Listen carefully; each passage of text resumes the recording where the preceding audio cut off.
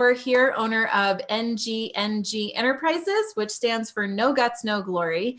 And I am privileged to be sitting at this roundtable today with my dear friend, AJ Harper, writing and publishing strategist, and my dear friend, Steve Drum, whom I met about a year ago and is an incredible human. We are here for a hot seat today. Steve is going to be putting AJ and myself on the hot seat and getting some of his questions answered as he starts the journey of writing a book. So Steve, why don't we start with you and just give us like a little bit of a context or background on who you are, what are you doing in your business, and why do you want to write a book? What's it going to be like? Okay, yeah, thanks. Thanks, Amber, and thanks, AJ, for having me on. So about me, I just retired with 27 years, after 27 years in the Navy, most of that as a Navy SEAL. And I was back in November, so not that long ago. And so I decided, about a year and a half ago that I wanted to have a message that I could, share with the world. And I decided that I wanted to start getting some training so I could be good with it. So I had things that I wanted to talk about, but I wanted to get the training. I wanted to master my craft. And so the things that I talk about, I bring to organizations to help them with enhancing their execution through leadership, team development, sales strategies, et cetera. And so I have these ideas, and I realized that, I was hesitant initially about writing a book because I didn't want to be, and this may only make sense to some of the military folks that may be in the audience, but I didn't want to be another Navy SEAL with a book. So I was very reluctant to even entertain that. But what I realized is it's like, hey, you're already out there giving people your ideas and your messages. And if you have a book, you're going to be able to do it that much more effectively. So the things that I want to share are essentially a business book with some stories, some of my stories, but also from other stories from other professionals that really need to have a high level of execution when the stakes are high. And so that's brought me to where I am today. So again, thank you for having me on here to help me develop this. Yay, I'm so excited. We're going to talk about some really good stuff today. Whether you're a brand new author or you're a seasoned author, when we first spoke with Jeffrey Shaw, he was getting ready to write a second book and still had questions about how do I do an outline and what should I be thinking about. So AJ, why don't you introduce yourself to the people who are new and haven't seen the past two hot seats? Sure. So I'm AJ Harper, and I am a developmental editor and publishing strategist. I have a workshop that I do, Top 3 Book Workshop, which is 14 weeks of a live community-based workshop to help authors write a transformational book. Because I sincerely believe that a book is not about something, it's for someone. So I teach my method for how to write and edit that, as well as the nuts and bolts, real, no BS content about publishing and what it takes. I also am, most people know me as Mike Michalowicz's writing partner on all of his books. Our next one is Fix This Next, which comes out April 28th. And I'm also the head writing coach for Heroic Public Speaking. And that's me. Awesome. And for those of you who are new to me, I started my company back in 2007. I build websites. We've launched nearly 1,000 websites now for authors, speakers, and coaches. I run bestseller book launch campaigns. So I help people with the marketing and then the launch and monetization of their books so they can continue to sell copies and impact the world with their message. And I'm also an online marketing junkie. So I know pretty much everything that there is to know that's mainstream marketing, how to go about it, and how to get results with it. And so we're doing these hot seats. A hot seat basically is Steve can come in, ask us whatever questions that he has on his mind when it comes to writing a book, the marketing, the publishing, the monetization, the launch of it. And AJ has her expertise and I have mine. And we also have been working together for more than a decade. So we can really kind of cross-reference what she knows versus what I know. These hot seats that we're doing, we're also doing another one Tuesday and Wednesday. It's all a precursor to a 2-day event that we're running called Author Up Live. So AJ, why don't you tell them in just a brief, what is Author Up Live? Well, it was born from a conversation we all had with Mike Michalowicz about how so many promising authors with really important messages just don't know how much is involved in marketing and planning for a launch. And so we decided, hey, let's do an event that's strictly focused on building a launch strategy specific to your ideal reader based on the resources and time that you have. And let's give everybody Mike's actual launch plan. I'm talking the whole plan in detail, templates, spreadsheets, protocols. It's really nuts. It's literally everything, nothing kept except maybe some email addresses of some influencers. But other than that, it's a complete all access pass to his actual launch strategy, which he's been fine tuning for the last 12 years. And I will tell you that Mike is the guy that has those evergreen books that are workhorses at Penguin Random House. In fact, they're so mystified by it that he had to go in and speak to their own marketing department because they couldn't figure out what the heck he was doing. So this is that content that everybody gets and they can take it home on a flash drive. So, and learn how to adapt it at this event. So this is a 2-day must-do event, and that you can't get anywhere else. No, yeah, there's definitely nothing like this anywhere. For those of you that are watching the hot seats, whether the live stream or the replay, we are gifting a $500 discount to this event. Plus, we are covering your hotel for 2 days, which I've never even heard of an event doing. But when you go to this page at authoruplive.com, you can go to the checkout page. We have payment plans available. Like, we make it really, really easy. It's a super cool location where rock and roll stars come to perform and rehearse before big events. And so you can go to the checkout, enter in the code 500OFF. You'll get that discount. We'll cover your hotel, and we'll see you in March. So these hot seats are really just sort of a precursor to that event. So you can get a sense of like, well, how valuable is the content, and what kinds of things are AJ and Amber really going to talk about? That's what we're here for. And lucky Steve, you just get to come on and ask your questions, which is great. And anybody else who wants to have a hot seat with me, we're going to tell you at the very end how you can do that too. So Steve, finally, I want to open it up to you. I've sort of also been giving you some time to be thinking about your questions. Where do you want to start? What's a burning question that you have as you go out to start this process of writing your book? Well, I think, you guys are both, and obviously you and I have worked together before, Amber, AJ, who I only know by her stellar reputation. You guys are both experts in your field. And I think I've gotten a little bit more of an education lately. But I think probably still for me, and probably for a lot in the audience, we look at this big thing as very complex, right? There's so many things to it. And I think I just kind of want to ask, I've kind of broken it down into a couple of things, 3 components. And I think I may be oversimplifying it. So I'd like your clarity on a couple things. I think of just in terms of you're writing the book, it's the initial developmental part of the book, and then there's the actual publishing of the book, and then there is the launch marketing of the book. And then I know that there's overlap for sure. Yeah, I'm glad you said that. I know that you're not finished. Like, you don't just be like, hey, all right, now let's start marketing this thing. But I think, I guess just maybe chunking it out would help me understand it a little bit better. And I don't know if I was on track or off base there. Yeah, I mean, in my mind, the marketing conversation happens when you're starting to write the book. I'm actually starting to write a book right now. I have a writing partner to help me because I don't have as much time to commit to just writing it myself. And so what we're doing is we're creating an outline, and we spoke about that on a previous hot seat with Jeffrey Shaw. So we can always refer back to that. But we're working on like, what are the main teaching points? What are the core concepts? Why are we here for the reader? What's their journey like?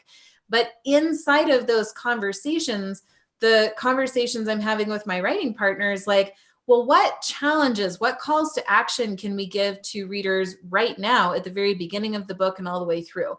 What is homework? Or, ooh, this is a good opportunity for a marketing bit that we could be doing. Or what names of other colleagues or influential people in my industry, what other names of companies could I be seeding into the book now, trying to think ahead, like, do I want the opportunity to get sponsorships in my book? Or do I want help from certain people in marketing and launching the book? And would they like that recognition in the book? But I'm not doing it out of sacrificing what the reader needs from me. That pisses me off. I feel very strongly about that. So instead, it's like I'm always thinking about what is in the reader's best interest, but how can I accomplish all of those goals at the same time? But AJ, I'm sure you have a whole lot more to say about it. Yeah, I mean, my method for developing a book and writing, editing, and even marketing that book is the reader first method, putting them first in all things. But to answer your question about the timing, the book marketing starts before you even have a crystal clear idea about your book. You have to let people know you're working on it, and it ramps up at different times. But there's so much planning and strategy involved and nurturing of relationships that as soon as you get the idea for a book, you should be thinking about the marketing and the strategy. A good launch strategy, ideally, you would have at least a year. It doesn't mean that you can't do it if you only have, 4 months or 6 months or 8 months. There's still plenty that you can do. But in an ideal scenario, you have at least a year. And then just in terms of the other buckets, there's development, which is key. Most people miss a lot of things in developing their idea, in developing how they're going to approach the reader and deliver on a promise to them. And then they write. That's the next step. Writing should come after that. Then there's an editing process, which most people don't realize is many faceted. It's not one editor, it's 3. Okay. So that is part of the publishing process, but most people skip the developmental editor, and that's the person that is helping you to make sure that your book actually works according to your vision. And that person is advocating for you, your goals, and the reader to make sure that your book it has good flow, makes sense, is in total service of the reader, delivers on the promise, has a coherent message, is entertaining. It has a consistent tone, which I think I just mentioned. It's that 30,000 foot view to help make the book amazing versus just good content. And most people skip that step, especially when they are self-publishing. So then there's publishing, but at the point when you actually get into what we in publishing call production, which is when you go to copy edit, you've done a lot. That's just, and then I think Amber agrees with me. What I tell my students in class is that release date is not the finish line. It's the starting pistol.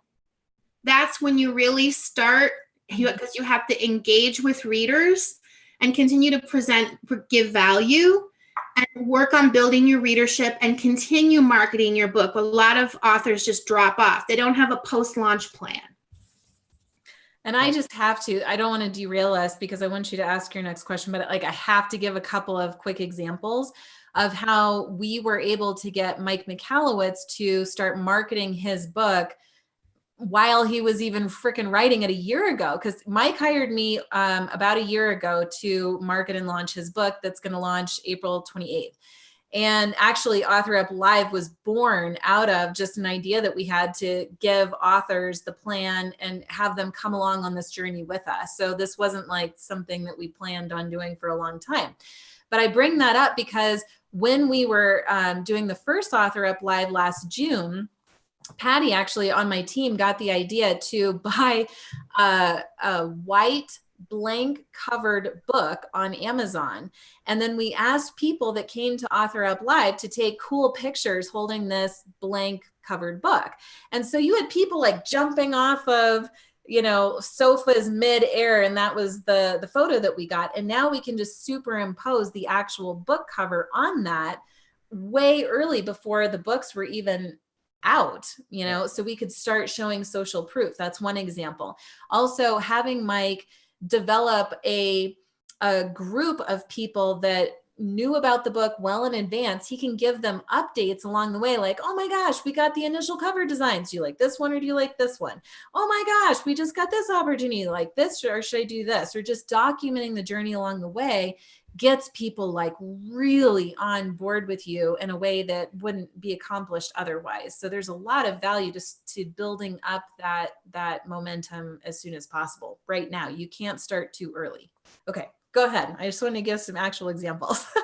No, that was good. I think there were definitely some salient points I was able to pull out there. And I think it's, I think many of us may feel like, okay, I guess we don't really need to start marketing like as early as you're saying that we do. And so that's useful, as well as I like really what you said, Amber, about an opportunity to let the readers go along, like your followers, whatever different, venues that may be, to follow you along with that. And they're mentally invested in that, in your process, in your book before it even comes out. So I really like that. Which reminds me, can I just cut you off for one more? I just felt called to share this too, Steve. For a different client that I have, Caroline, what we're doing is she's just starting writing her book, but we developed an idea to have her launch a really low-level membership like end of February, early March, that's for even just 20 people. And out of that, she can come in and do like a once a month training on a teaching topic that she's thinking about in the book. Like maybe she just wrote the chapter and now she wants to air it out live in front of those 20 people, ask them questions, get their feedback, and then go back and do some fine tuning to make sure that the book is as solid as it can be. So she's monetizing and getting that market research at the same time. So that sounds like that's really neat. That sounds like a great idea. All right, so a couple different questions here in no particular order, but I know you mentioned, Amber, that you're talking about working with a writing partner or helping them write that. And so if some of us are in the similar shoes, I would assume that most people in the audience here are either committed or fairly close to fully committing to writing a book. And so I'm saying, for those of us who kind of understand the direction we want to go, whether it's self-publishing or with a hybrid publisher, either write it yourself and then get the developmental editing done. When we decide we want to work with someone to help us, let's say, for example, like what you're doing, I want to work with a hybrid publisher. I want them to help me write the book and to help me publish it. What are some considerations? What are some things that we should think about when it comes to working with somebody beyond just what the online testimonials are and then what your budget is? What are some other things that we should really be thinking about when it comes to finding somebody who would be a great fit for us? This is a really great question because I just hired somebody to be my writing partner, and AJ is the writing partner to Mike Michalowicz. So you're going to get two different views here, which is really interesting. For me, the writing partner that I chose is somebody that I felt like I have tremendous synergy with. Like she and I are in alignment. Actually, it's this woman, Katie Cross, and she is a ghostwriter, but I told her that I want to publicly announce that you're my writing partner. I'm not trying to hide anything. And no, there's no right or wrong. That's just something that felt important to me. And so like Katie is even the wife of a firefighter, just like me. So she even understands to that degree of like my life and my personality. We're very much in alignment. She also has a lot of experience in business books. And so she's read tons of them. She's studied them. She knows what the options are, what's successful and what's not. She has a lot of experience in writing. And so it's most important to me that I have that alignment and there's that flow there. Like, I feel like she really gets me. She's not just blowing smoke because she's trying to make a sale. Like, she's really emotionally invested in this book so that she goes the extra mile beyond just a sale, right? Because this is like a freaking marriage. This is so meaningful and important. Right. But yeah, knowing that she has a good amount of experience, you could ask her to, or him or her, to do a sample chapter for you. You could go back and if they are allowed to talk about the work that they've done in the past, you could ask for samples and you could go back into any clients and ask them, for a call to really get a sense of their experience. Like, there are things that you can do to do your due diligence, but I know AJ is going to have like a lot of wisdom to share because she's been doing this for so long.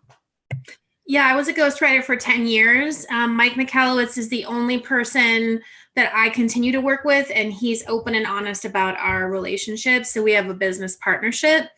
I can tell you that, number one, if you are getting references from a ghostwriter, you need to make sure that they're allowed to give them to you. A lot of ghostwriters shouldn't be giving you what they are giving you. For instance, I have so many NDAs, I could paper a couple rooms with them. So I'm not going to tell you, and you should be afforded that same professional courtesy should you choose to work with a ghostwriter. A couple of things that I just want to note based on the kind of questions you were asking. So not all hybrids have built-in ghostwriters as part of their packages. All of them can connect you to ghostwriters. So that's not an issue. When vetting a ghostwriter, the most important thing is to understand what their timing, how much time they have. Be very leery of people who are going to give you a really good deal, because it's a lot of work to put it together. And if they're giving you a really good deal, that means they have a lot of other people they're working with. And so it can be challenging to meet the deadlines. I speak from experience. Also, it's not everyone can call themselves a ghostwriter, but there's a unique skill that ghostwriters have, good ghostwriters, and that is assuming your personality, but more than that, helping your personality be what it can be. So no one should be able to tell that you didn't write it. Your closest friends, your siblings, if you have them, should think you wrote it. And not every ghostwriter can do that. It's actually a really specialized skill. So don't enter into a contract without an out clause, so that if you can get 2-3 chapters in, you're going to have to pay for those chapters. But if you're feeling like they're just not getting you by then, it does take us some time, to get to know you. But if they're not getting it by chapter 3, they're not getting it. So you need to move on.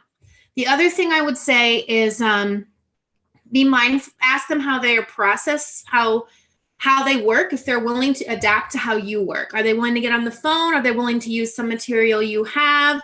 How much, you don't want someone that's going to go into a cave and then come out and give you something that doesn't work for you. A lot of my clients when I was a ghostwriter were people who had bad ghostwriters before me, who ended up with manuscripts that didn't sound anything like that. And you want a ghostwriter that has no ego.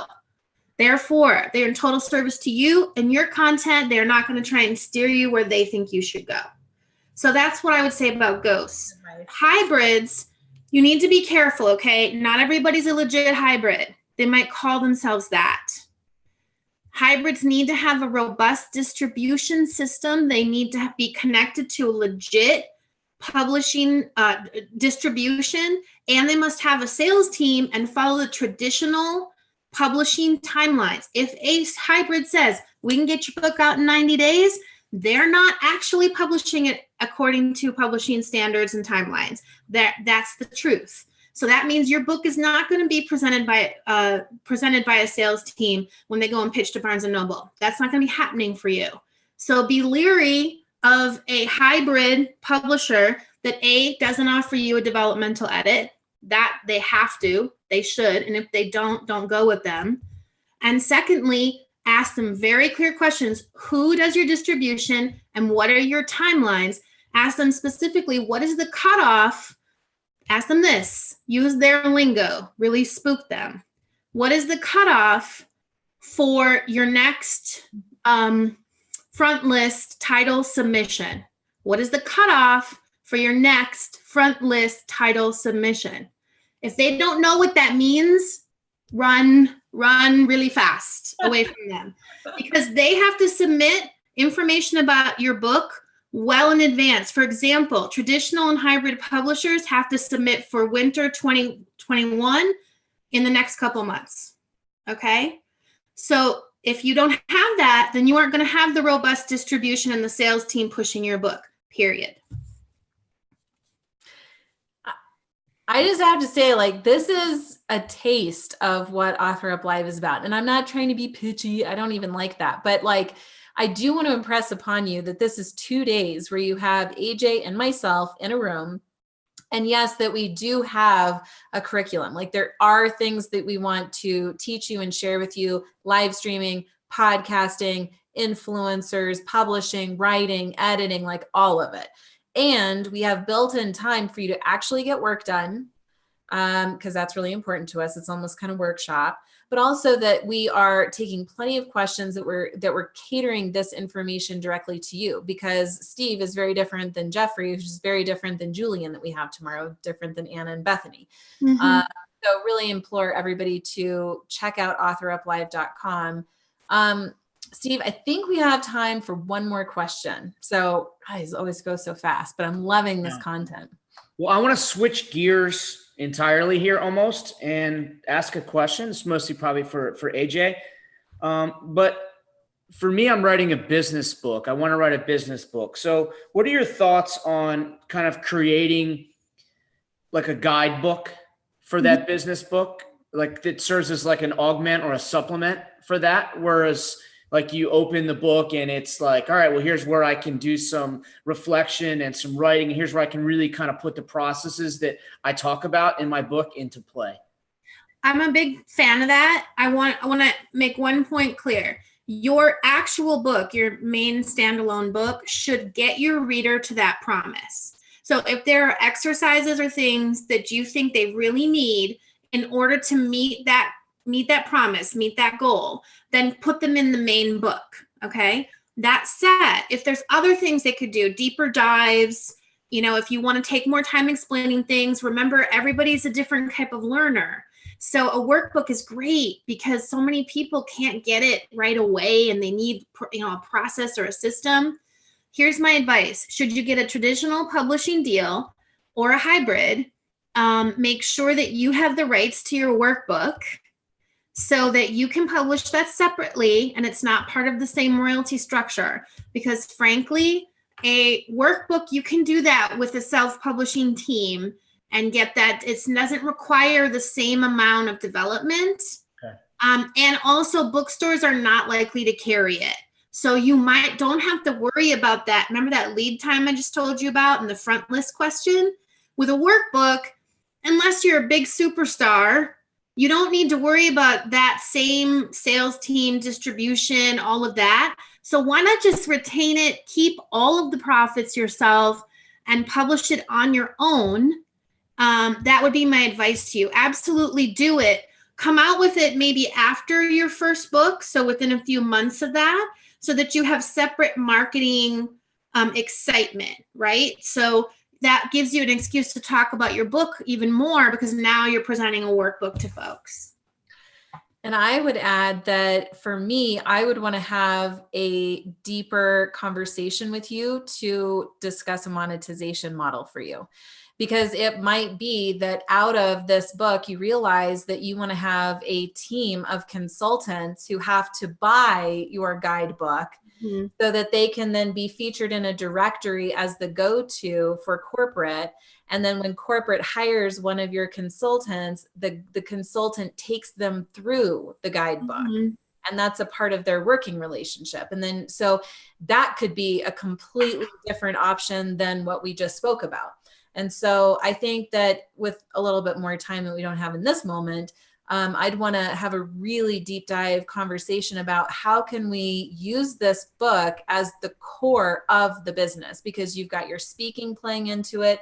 You might have some sort of digital program or a membership. You might want to do corporate consulting or training or workshops, and knowing the different options. In my mind, monetization isn't, this is what I have to do. Monetization is, what do I want to do? And it can be more playful and more joyful in that way. But once we know what you want to do, well, then all of the other strategies come from there. And then that we can seed in a lot of that into the book to set you up for success to monetize once the book is out. If that makes sense. Yeah. That was an awesome question. So what was like looking back? I know that happened very fast, Steve, but like looking back, did you find this to be helpful? Top takeaway before we wrap up. Oh, good. That's a challenge. That's the most challenging. I didn't give you a question that challenged. No. Again, it reaffirmed the things that, you know, are challenging, right? It's the level of complexity, I think, is still there with how, but in order for it to be effective, you need to consider all that. And that really kind of reaffirmed that with me. I liked, again, as I mentioned, I'll repeat what I mentioned in terms of taking in the developmental process and marketing of the book well prior to completion, that we're taking that audience on a journey with them. And then I think AJ's points in terms of the things that I needed to consider with working with a team to help me with, I think that was very useful. And I wrote down the notes there. So it's a good takeaways for me. So thank you. Awesome. That went by fast. Yeah. Well, I really enjoy these hot seats. We have one on Tuesday and one on Wednesday right back here on the NGNG page. And if you are an author or wannabe author, or you've published 15 books already and you wish that you could put us in the hot seat, then I do have one option for you. If you start a watch party on the bottom right-hand corner of this video player, it says Start Watch Party. When you click that button, a copy of this video player just pops on your personal page so that we can help more authors with this message. If you hit that button, come back into the comment stream and say, I started a watch party. It doesn't matter if you do it now or 2 days from now, but when you start a watch party, I am going to personally message you on Facebook and offer you an opportunity to put me in the hot seat on a 30-minute call, just us. So I encourage you to start a watch party. Definitely encourage you to pop on over to authoruplive.com, because you don't have to do all this alone. You know, you could, and you would have to learn a lot of hard lessons, or for a very inexpensive price on a payment plan, you can have 2 days with AJ and myself and Mike Michalowicz and learn how to do it right. Here's the plan. Here are the supporting templates. These are things that we've built out for the past year. So really encourage you to come to that. Steve, just want to thank you so much for your time. And AJ, you always, for sure too. Nice to meet you. Nice to meet you finally, Steve. Nice to meet you, AJ. All right, guys, we will see you tomorrow.